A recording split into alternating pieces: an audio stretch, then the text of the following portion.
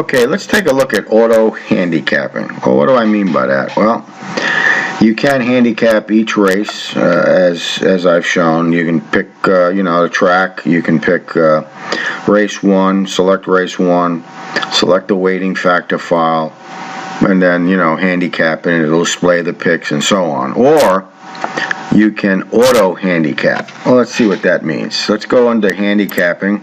Instead of manually handicapping, as I just mentioned, we go into auto-handicapping. Okay, so this screen comes up. Looks pretty busy, but it's really not too bad. You got a database here up on top. It's a criteria database. And it has things like you can, there's an execute. Yes, I want you to execute. So yes or a no. It's a racing card. So this is the actual card from Brisnet. So again, this is the Delaware on 9/29. So this is September 29th at Delaware Park. Notice Delaware. Now, what I'm saying is, for this particular line that we're going to execute, I only want the auto handicapping to take routes or greater. So 1,760 yards is a mile, so it's a route or more. And then I want you to use a particular weighting factor file. And then here's where you would have the file itself. And this is a Delaware route turf firm. Let's go across a little bit more. Notice it says purse. I've got that empty. Send to the printer. No, I don't want you to send it to the printer. But yes, I want you to add it to the database. You have descriptions here. Race type. If you wanted to put just maiden claimings, you can do that. And notice the surface, track surface is on the turf. And then two other lines I want you to execute. Notice, same thing. A route, but this particular time it's on the dirt. And then the third, same race obviously, and less than 1,760 or less than a mile is a sprint. And yes, go ahead, it's on the dirt. So those are the three sets of actions I'm going to want auto handicapping to do. Now notice how to select them. Down here on these boxes is the way to help populate the database. So for example, you can double click here, and that's how I found the race I wanted to handicap, or I should say auto handicap. Notice it's Delaware 9/29, and that's how this box got populated. Same thing here. You can pick a weighting factor file. I could put yes, I want it active. Here's the track, the name, the track surface. Here's where you put no for printer. Yes, I want you to add it to the database. This says, do I want to evaluate for late scratches? You could say yes or no. Print, if you're going to be printing to the printer, you didn't want to start with race 1. You could start with another race.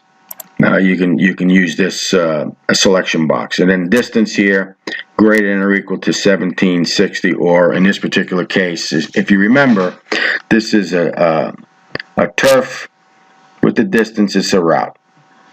And what else? Now notice what's important is these boxes are not directly associated with the database. So if you want to make these values and put them into the database under the line, wherever the line is, then you're going to have to hit this box, boxes to database. You would hit that, and this information would then be stored up here. If you want to take the information that's stored up here, like let's say the sprint, which is the third one, a database to boxes, notice it updated down here. Here's the sprint.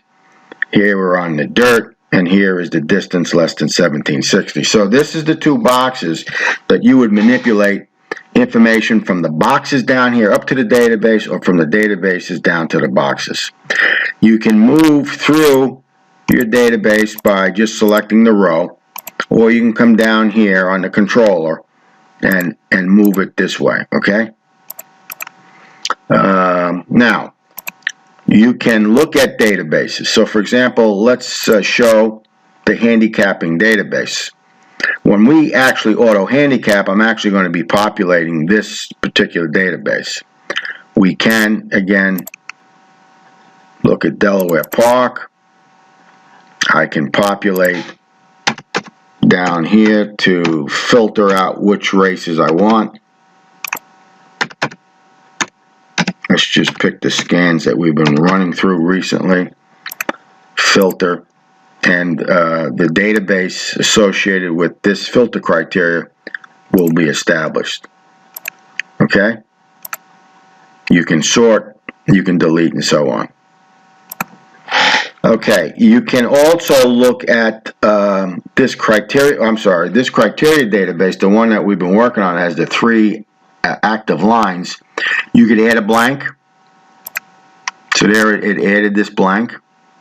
You can delete the blank, it's gone, or you can duplicate that previous record and then you can make changes to it. Okay, so that's kind of how this is going to work. We don't need to duplicate it, so we're going to erase it. Okay, so now once you've established what you want to auto handicap, in this particular case, Delaware Park on the 9th, September 29th, with breaking those, I think there was 8 races, breaking those 8 races down into sprints on the dirt, routes on the dirt, and routes on the turf. You would hit Run Auto Handicap, and you're going to see it's populating down here. Sometimes it'll go faster than this will populate, so don't worry about if you don't see the counter counting up. It will take a few moments, and then it will clear this screen, and then you know you've handicapped. Now I've done this already, so the database has these in there already, but it's going to try and put them in. It's going to see that they're there. It's going to move on. But let me pause the video while this is still cooking. Okay, so then it cleared the screen and it shows the database. Let's go ahead and put 0929. We'll do the filter on that, and then you're going to see those races are in the handicapping database. Okay? And it's using all these weighting factors have been adjusted based upon the criteria file that we selected in auto handicapping. In other words, these criteria files that we selected will be put in. Okay?